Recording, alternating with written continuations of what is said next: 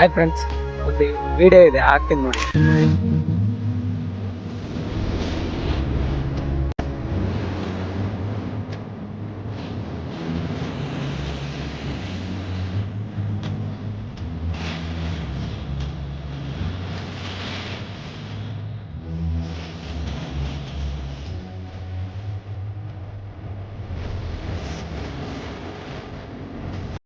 ಏನ್ ಅನ್ಸುತ್ತೆ?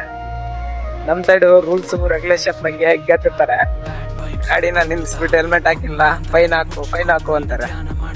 ಆದ್ರೆ ಹೊರಗಿನ ಕಂಟ್ರಿ ಅವ್ರು ನೋಡಿ, ಅವ್ರು ಮಾಡೋಂಥ ತಪ್ಪನ್ನ ಅವ್ರಿಗೆ ಶೋ ಮಾಡಿಬಿಟ್ರೆ, ತೋರಿಸ್ಬಿಟ್ರೆ, ಅಂದ್ರೆ ಅವ್ರ ಚಿತ್ರೀಕರಣ, ನಾನು ಈಗ ಹೆಲ್ಮೆಟ್ ಹಾಕಿಲ್ಲ ಅಂತಂದ್ರೆ ನಾನು ಹೆಲ್ಮೆಟ್ ಹಾಕಿರೋ ಒಂದು ವಿಡಿಯೋನ ಅಲ್ಲೇ ಹಾಕ್ಬಿಟ್ರೆ, ಟ್ರಾಫಿಕ್ ಸಿಗ್ನಲ್ ಅಲ್ಲಿ ಇರ್ತಾವಲ್ಲ ಕ್ಯಾಮ್ರಾಗಳು, ಅಲ್ಲೇ ಶೋ ತೋರಿಸ್ಬಿಟ್ರೆ ಅವ್ರ ತಪ್ಪನ ಅವ್ರು ತಿದ್ಕೋತಾರಲ್ಲ.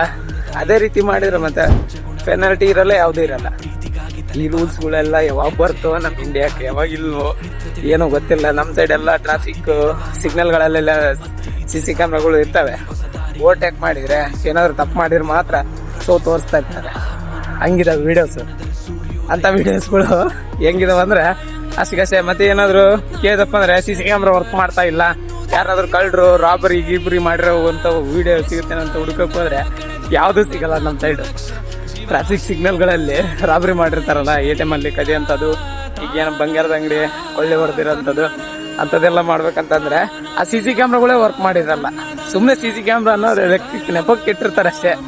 ಗೌರ್ಮೆಂಟ್ ರೂಲ್ಸ್ ಭಯಕ್ಕಷ್ಟೇ. ಈಗಿನ ಜನಗಳಿಗೆಲ್ಲ ಗೊತ್ತಲ್ಲ, ಹಾಗಾಗಿ ಅದನ್ನೆಲ್ಲ ತಲೆ ಕೆಡ್ಸ್ಕೊಳಲ್ಲ. Robbery ಮಾಡೋಂಥವ್ರಿಗೆಲ್ಲ easy ಅಂತವೆಲ್ಲ. ಏನಂತೀರ? ನಿಜ ಅಲ್ವಾ? ಈಗ ನಡೀತಾ ಇರೋದೇ ಹಂಗೆ. ನಮ್ಮ ಗೌರ್ಮೆಂಟ್ ರೂಲ್ಸ್ ಹೆಂಗಿದಾವ ಅಂತಂದ್ರೆ ಆಗಿದಾವೆ. ಒಟ್ಟೆನಪ್ಪ ಟ್ಯಾಕ್ಸ್ ಕಟ್ಟಬೇಕು, ಪೆನಾಲ್ಟಿ ಕಟ್ಟಬೇಕು. ಏನಾದ್ರು ರೂಲ್ಸ್ ಫಾಲೋ ಮಾಡಿಲ್ಲ ಅಂದ್ರೆ ಪೆನಾಲ್ಟಿ ಕಟ್ಟಬೇಕು, ಟ್ಯಾಕ್ಸ್ ಕಟ್ಟಬೇಕು. ಅದು ಒಂದೇ ಗೊತ್ತಿರೋದು ನಮ್ಮ ಗೌರ್ಮೆಂಟ್ಗಳಿಗೆ. ಪೊಲೀಸನ್ ಕಳ್ಸೋದು, RTO ಕಳ್ಸೋದು, ಮತ್ತೆ ಎಕ್ಸೆಟ್ರಾ. ಯಾರಂದ್ರೆ ಇವರು